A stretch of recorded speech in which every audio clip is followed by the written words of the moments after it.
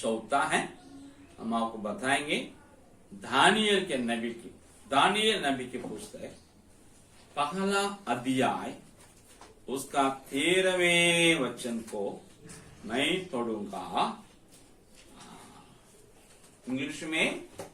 Daniel, book of Daniel chapter 1 verse 13, पहले हिंदी उसका बाद इंग्लिश। फिर 10 दिन के बाद हमारे मुंह और जो जुबान राजा का भोजन खाते हैं उनके मुंह को देख, और जैसा तुझे देख पड़े उसे के अनुसार अपने दासों से व्यवहार करना है।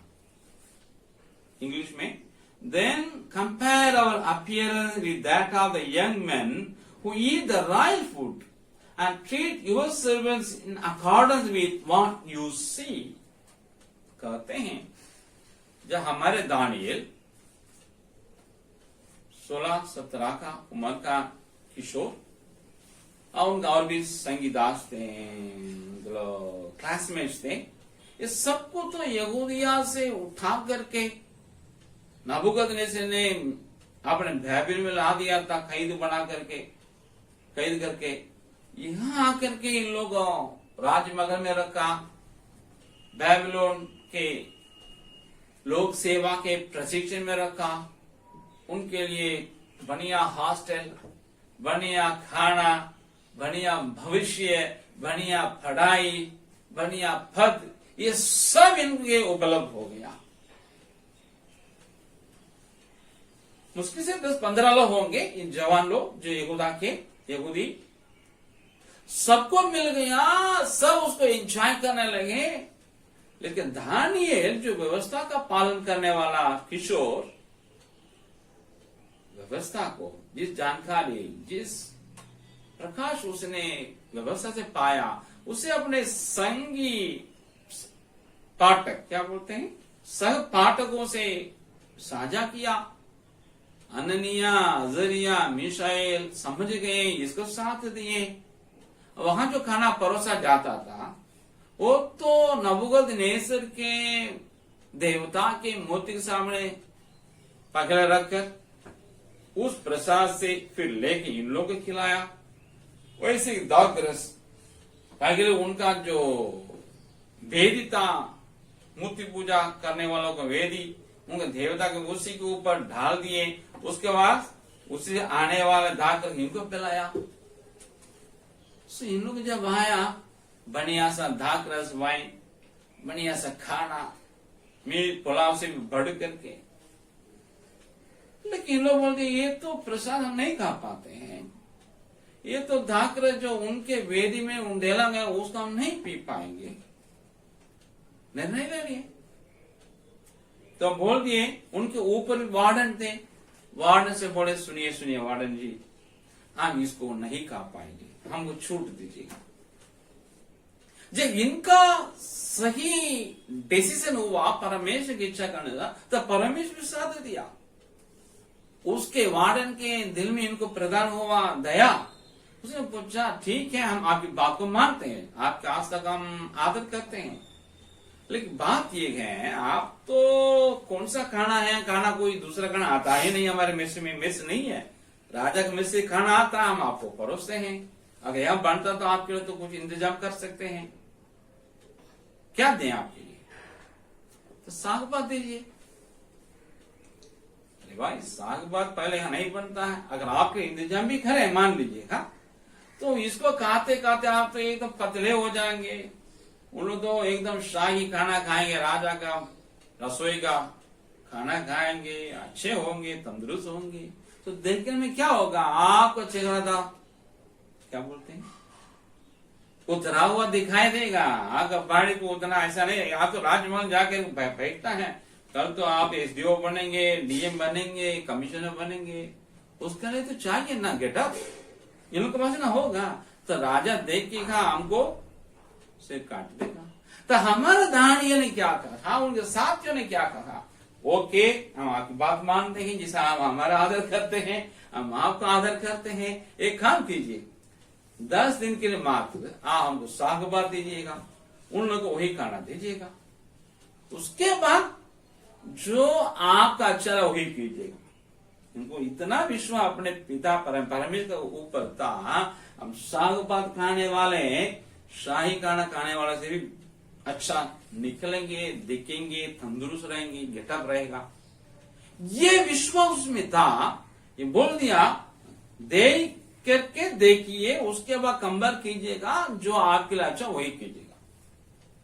प्रियो, वैसे ही किया गया है। वो गवाह किया, 10 दिन के बाद देखा, जो शाही खाना खाता था, शाही पनीर जो कुछ खाता था, उनसे बेटर ही लोग दिखने लगे, तंदुरुस्त दिखने लगे, गेटअप बढ़िया सा, मुंह में चमक थी। वह सही बात है, आपका परमेश्वर ही परमेश्वर है। ओके, आपकी बात को मान लिए। सांग बात 3 साल पूरे प्रेसिडेंट में ही दिया, उन लोग दिए, उन लोग वो खाए पिए। 3 साल के बाद देखते ही पहला अध्याय का आखिरी में देखिएगा, ये 4 जन थाप किए थे लोग सेवा प्रशिक्षण में। हाँ, दानिएल सबसे ऊपर था। बैबीलोन में मतलब राजधानी में चारों का नियुक्ति हुई। पूरे साम्राज्य के चलाने का नियुक्ति, मतलब मुख्य सचिव हमारा दानिएल बना। प्रियो, अगर आप भी कहीं हैं, आपके आस्था को ठिस किया जाता, वहां के वातावरण, वहां के जो बातें हैं, वो आप आस्था को चोट पहुंचाने वाला है, और आप अपने को अल्पसंख्यक समझ रहे हैं। अन्य क्रिश्चियन भी होते होंगे, लेकिन आपके समान नहीं हो। नामधारी की क्रिश्चियन ईसाई हैं। आप ये नहीं सोचना है हम तो मुसीबत में पड़े हैं। नहीं, मुसीबत में उन लोग हैं, आपके साथ परमेश्वर है। आप परमेश्वर में विश्वास रख करके स्ट्रांग डिसीजन लीजिएगा, आपको परमेश्वर डिसीजन मेकर बनाएगा। मतलब उच्च पद में आपको बैठाएगा। आप विश्वास रख करके बोलिए, अपने जो ऊपर अधिकारी है, कोई टीचर है, कोई लीडर है, ठीक है भैया, इसको भी देखिए, हमको भी देखिए, जो डिसीजन आप लेंगे उसका अनुसार। उसके बाद दोनों का कंबर करके देखिए, उन्हीं को बोलिए, जो अच्छा लगे वो उनको करे। आप चिंता नहीं कि जो परमेश्वर आपके साथ हैं, आपके लीडर हो, अफसर हो, टीचर हो, जो वहां आपके ऊपर प्रधान है, वो आपके पक्ष में रहेंगे, इसलिए कि परमेश्वर आपके पक्ष में है। सुप्रियो, आप अपना आस्था को बना कर रखिएगा। मसीह विश्वास कभी नहीं छूटना, कभी नहीं उसको कमजोर होने न दे। जहां है वहां आप गवाही बन के आगे बढ़िए, परमेश्वर आपको आशीष करेंगे। मैं आपको 4 बातें बता दिया है। दुख, वर्तमान का दुख और क्लेश, आने वाले जो महिमा आपके लिए उसके तुल्य, उसके सामने कुछ नहीं है। सो दुख उठाए, क्लेश उठाए, महिमा में प्रवेश करें, महिमा पाए। और जो आपके लाभदायक सांसारिक बातें, घर में हो, परिवार में हो, काम करने के क्षेत्र में हो, पढ़ाई के क्षेत्र में हो, यीशु मसीह को जानने से अगर वो रोकेंगे, उल्टा समय को छोड़ ही दीजिएगा, वो आपके लिए हानि है। अगर आपके विक्ट्री, आपके जीवन सफलता अकेले होने के बावजूद भी मिल रहा, परमेश्वर दे रहा है, लेकिन दूसरे लोग आपको बात में देके समझ कर आपको साथ जुट गए, आपसे झगड़ा करेंगे, उनको बताइए उनका विक्ट्री, उनका सबक कितना बड़ा है, तो आपसे झगड़ा नहीं करेंगे, आप उनको जीतेंगे।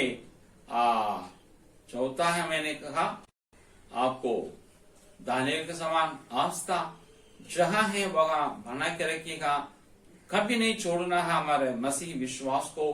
प्रभु आपके साथ हैं।